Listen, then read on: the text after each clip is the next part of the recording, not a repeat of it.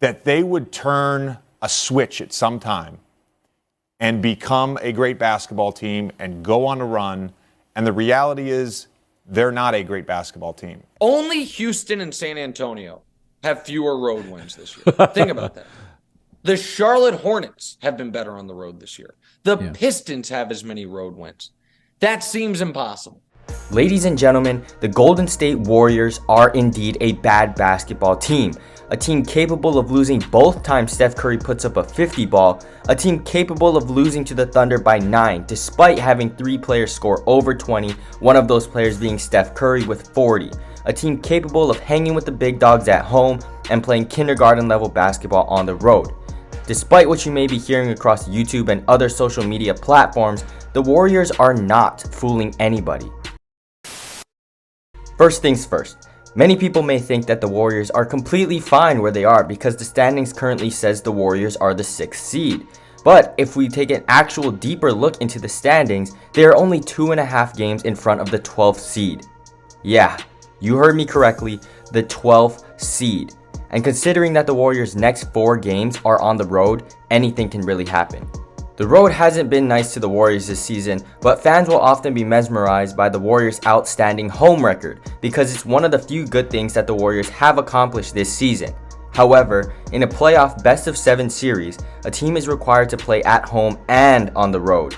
And if the Warriors continue to stay where they are, hovering around the 6th seed, they will most likely not have the home court advantage in any playoff series they have. So, hypothetically, if every series they play goes to 7 games, well, let's just say we're looking at a possible first round exit.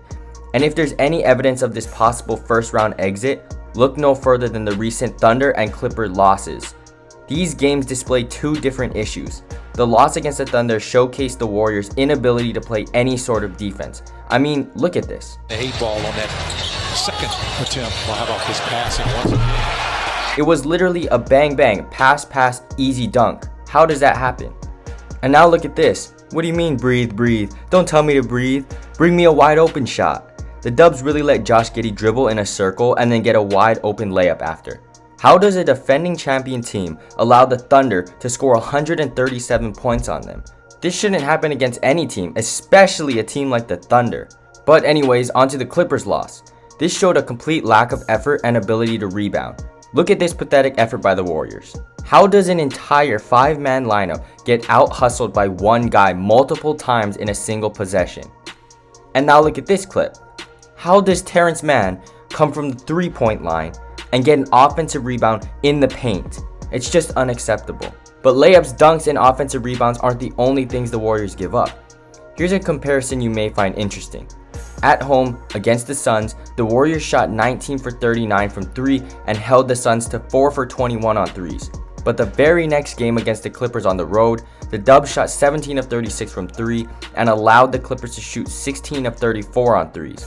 This season, the Warriors have held their opponents to 32% from 3 at home, giving them the number 1 rank in the NBA. However, on the road, they hold their opponents to 41% from 3, giving them the 29th rank in the NBA. But a very mind-blowing statistic related to this 3-point percentage discrepancy is the shot quality percentages. Let me explain. Here's a chart of the Warriors' opponent's 3-point shot attempt percentages. You can see that in comparison of home and the road, the percentages are nearly identical. But obviously the road side is slightly worse, but not enough to make the Warriors have one of the worst home-road disparities of all time. And no, I'm not exaggerating there either. They really are.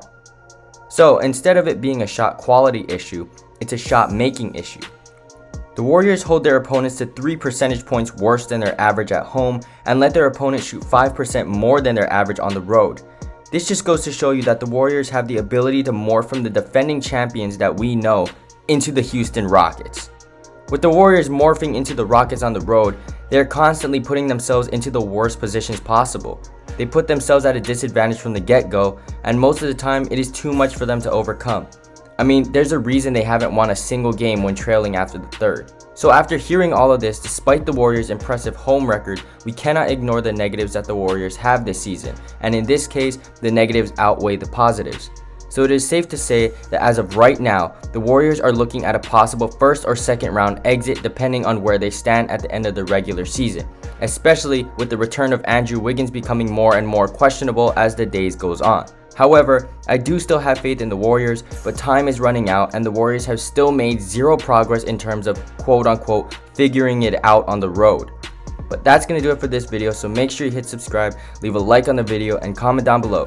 Do the Warriors win the title this season, or are they a first round exit?